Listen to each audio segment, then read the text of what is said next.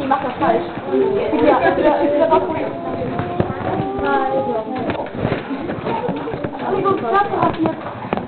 wieso machst du nicht einfach Gänsefüßchen?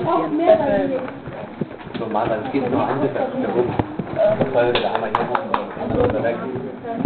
Also du weißt das wirklich schon sehr zielsicher. Na? Sehr gut.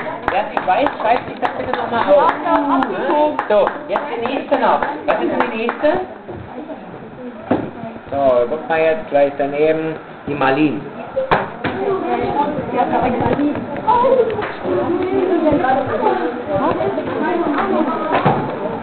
Hart?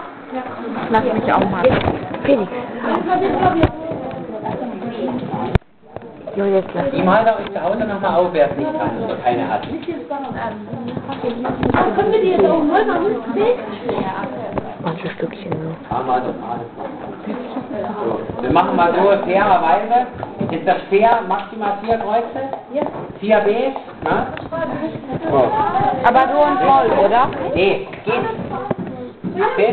Geht. Das habe ich jetzt übersehen. Ich schreibe es mal noch an.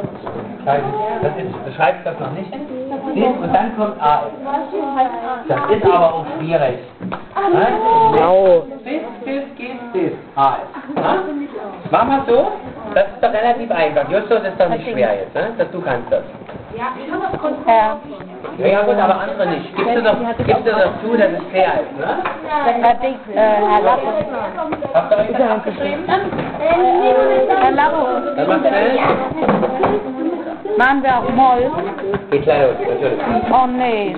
Dann müssen wir den Prinzip wieder neu lernen. Nö, das stimmt doch, das habt ihr doch aufgeschrieben. Wir machen das jetzt alles. Wir müssen uns ein bisschen beeilen jetzt, dass wir vielleicht noch ein Lied hören können. Das nicht ganz so trocken ist. Timmy.